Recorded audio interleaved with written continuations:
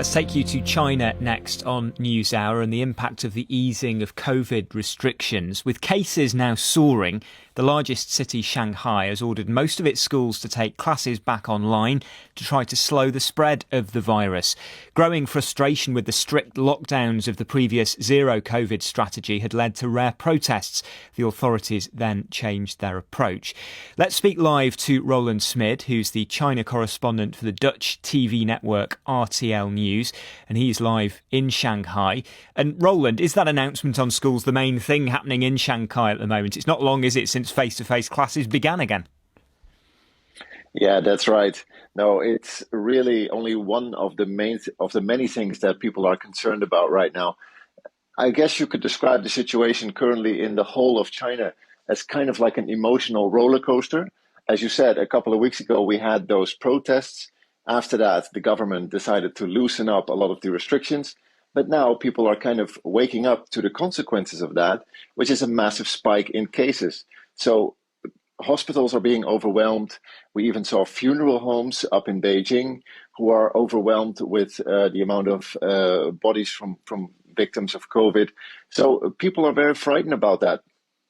And is there now a debate then either in public or private about whether that easing of restrictions was the right thing to do? Well, I suppose since we saw in the protests that many people do still support kind of going back to normal, yet the current situation also just leads to a lot of worry. People feel that it's been all going too fast, the loosening up the restrictions. So from basically going from full control, trying to really stop any spread of COVID to kind of just letting it rip, people feel that it's just been too fast, too quickly. Is vaccination part of the conversation at the moment? Just remind us about the uptake so far in China and what's happening in that respect right now. Yeah, well, according to the government, about 90% of the eligible population has been vaccinated. So that should be roughly, that's not a bad number in terms of how many people are vaccinated in the country. It's just that the vaccines in China are not as effective as the ones that are used in the West, like the mRNA vaccines. But people, regardless of whether they have been vaccinated or not, especially the elderly and the vulnerable, they can still get seriously ill from this Omicron variant. So it's still a worrying situation, whether or not people have been vaccinated or not. What are the authorities telling people at the moment? What's their tone when they try to communicate to people what's happening?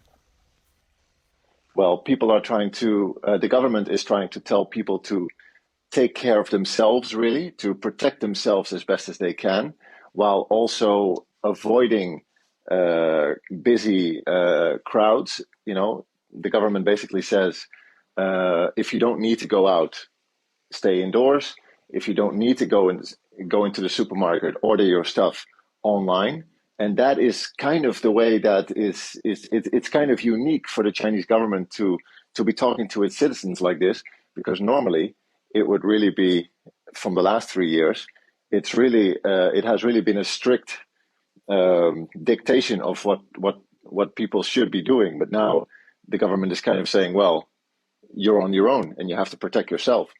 Do you know lots of people with COVID at the moment in Shanghai? Yeah, a lot. At the moment, I feel like I'm still one of the few people who, through all these years, haven't had COVID yet. But yeah, there are a lot of people, many people that I talk to, a lot of my friends who live here, many of them have COVID.